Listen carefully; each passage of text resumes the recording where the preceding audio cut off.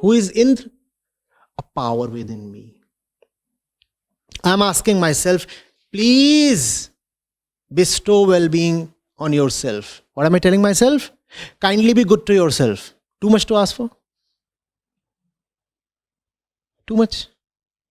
We keep wanting others to be good to us, but very rarely do we want ourselves to be good to us. The Upanishads are filling in that small little gap. Before you want others to help you, come on, be responsible and help yourself. Therefore, Brhaspati is neither a planet nor a faraway god. Who's Brhaspati? Your own potential for wisdom is Brhaspati. Isn't Brhaspati the god of learning? Yeah. Now, who would learn for you? Is some deity going to come and learn on your behalf? Tell me, please. Yeah.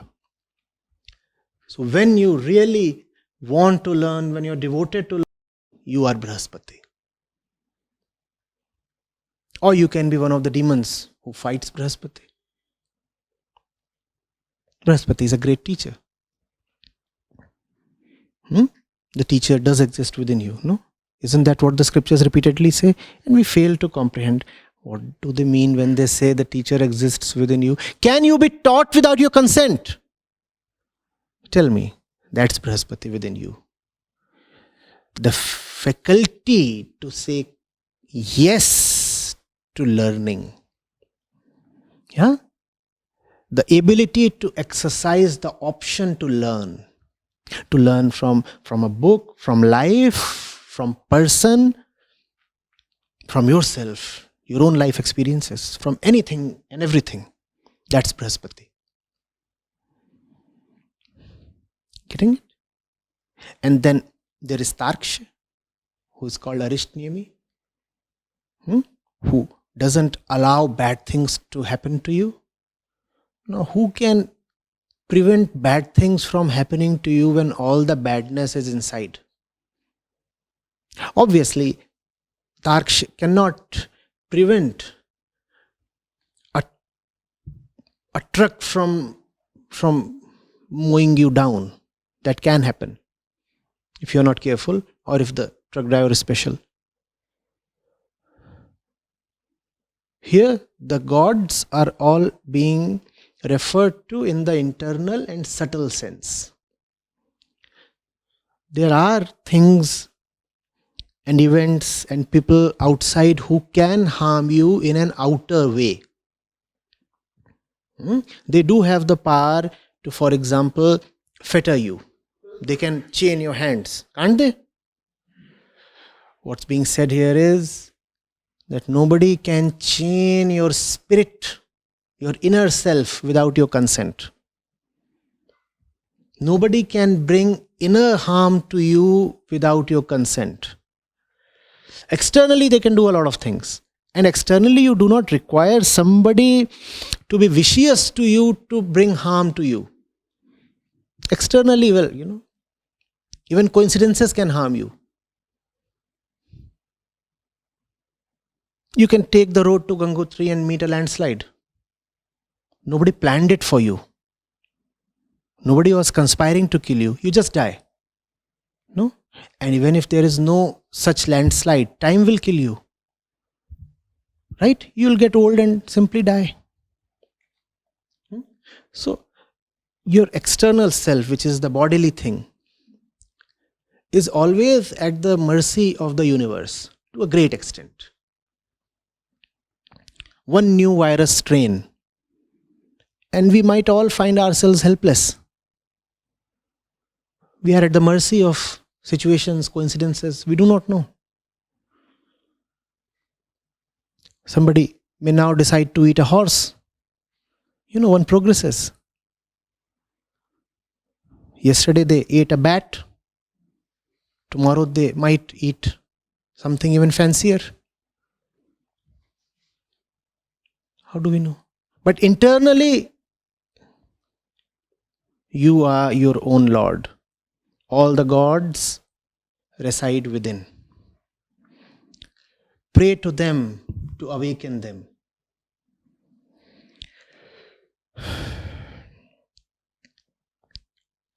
Getting it?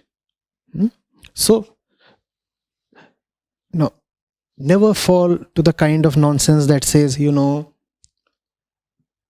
or Shani is not pleased with you and therefore bad things are happening. So how do you please Shani? On that particular day, you bring oil in an iron vessel and offers this kind of money, and then Shani will be pleased. There is nothing but money for Shani kind of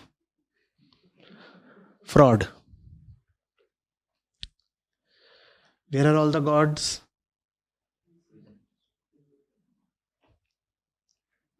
No Shani, no Shukra. No nonsense. Getting it? You may as well say, I pray to my own potential fearlessness. And you can give that fearlessness a new name, a name of your choice. And that name becomes the God of your choice. That's the kind of process that has gone into these verses. Right? You take a God and let that God represents fearlessness, for example. First of all, you decide that fearlessness is something worthy of worship. That value system has to be there. I decide that it's great to be fearless. And then I want to give fearlessness a face. And I worship that face. I call that face the face of a deity. Right? You see how the gods came up? Are you seeing the entire process? Similarly, I find that strength is very important. My value system says no to weakness and yes to strength. So what do? I give strength a face. As poets do. As artists do. Don't they? As painters do. If you go to a painter and say, paint depression for me, would he refuse? He will paint it. So how has he managed to paint depression on the wall? Because that can be done. You can give a face to something very subtle. That's the function of the artist. So these poets are at work here. In fact, the Upanishads several times call the rishis as kavis, poets. Not without reason.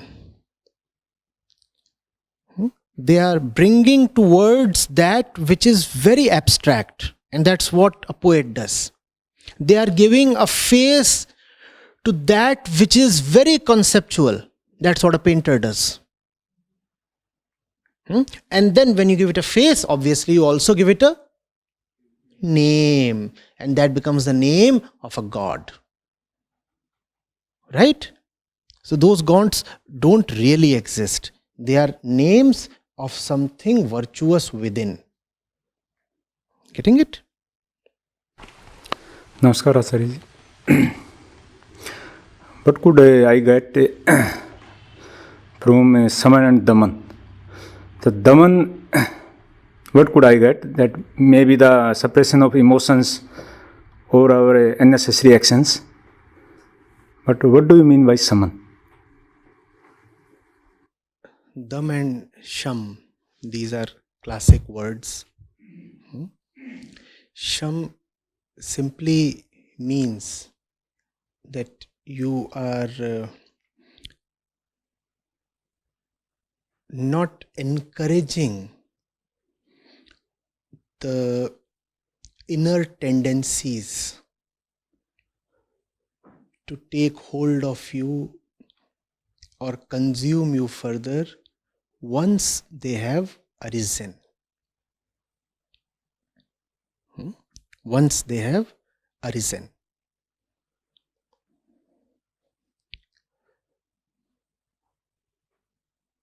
What do you call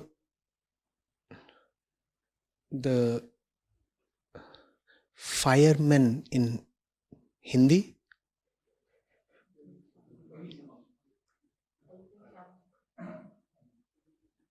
Now you know what they do? Do you see what is Shaman then? Once the thing has caught fire, you do not support the fire, you do not feed it fuel. That is Shaman. You rather douse the fire. The fire could be of fear, lust, anger, jealousy, possessiveness, attachment, anything.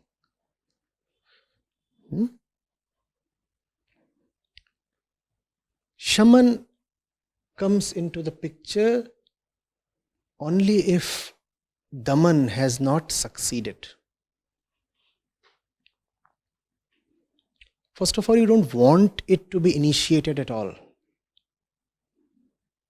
You don't want the fire to happen.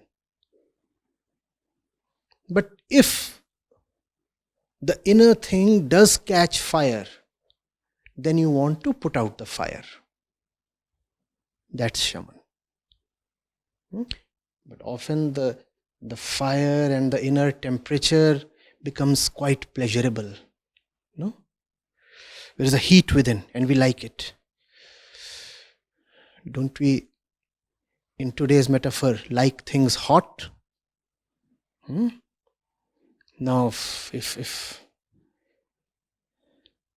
the fire is there and you have started liking its hotness, why will you put it out? First of all, you have to see that hot things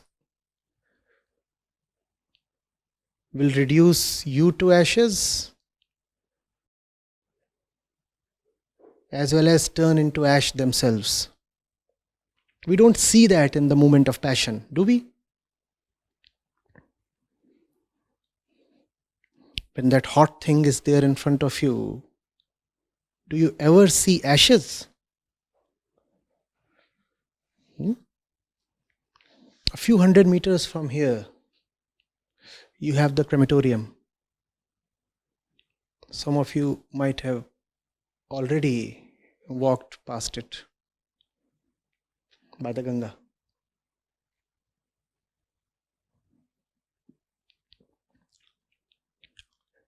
It's spectacular at night.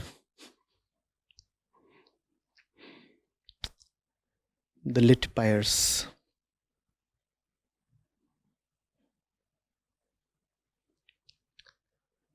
You must be able to see your own body there. And you must be able to see all hot things there. Why can't you outsmart time? Time will show you those things, right? But time will take 10, 20 years. Why can't you outrun time? Outpace time? What time would anyway show you 20 years later, see it today and you will be saved.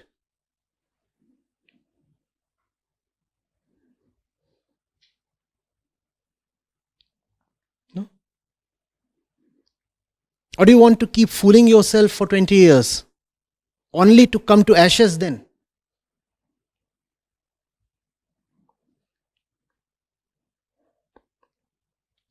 Yeah?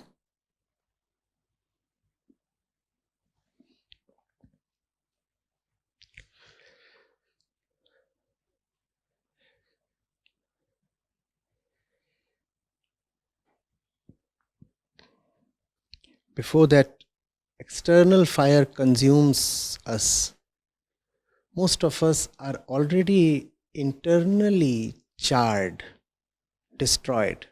by the inner fire. Shaman is about putting out the inner fire. And the scriptures tell us that if you have put out the inner fire, then you are immortal irrespective of what happens to your body. Your body will indeed burn, but you will be immortal. But you are already dead if there is a fire within. Shaman is about dealing with that inner fire properly. It's adjacent to dispassion.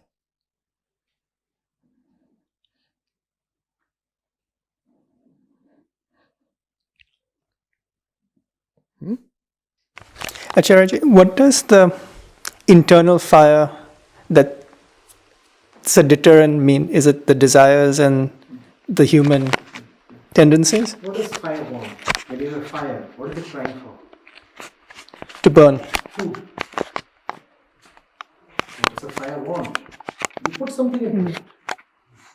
And when you put something into it, what happens to the fire? It gets life. It wants even more.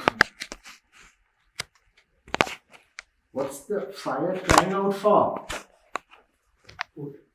Food. And when you put food into it, what happens to the fire? Does it get satisfied? All of its demands? Its demands only increase when you feed it food. The more you feed it, the hungrier it gets.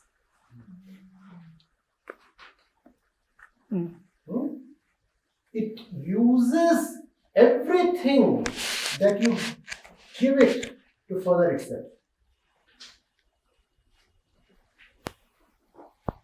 One of the quotes and posters, they read, "What you collect for your security makes you all the more insecure." It's like this. What do you collect it for? To feel secure.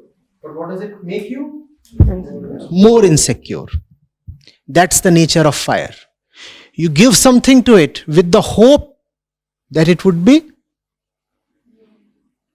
satisfied and placated. Instead of getting placated or appeased, its demands only magnify, like that of a blackmailer. The blackmailer arm twists you for something. The moment you concede his demands, does he go away happy and contented? What does he do? Next time he wants even more. That's the nature of the inner animal. There you go. Never try to come to a negotiated settlement with it. Never try to meet it halfway. It won't work. This is a battle in absolute terms. This is a battle in binaries. You will either win or lose.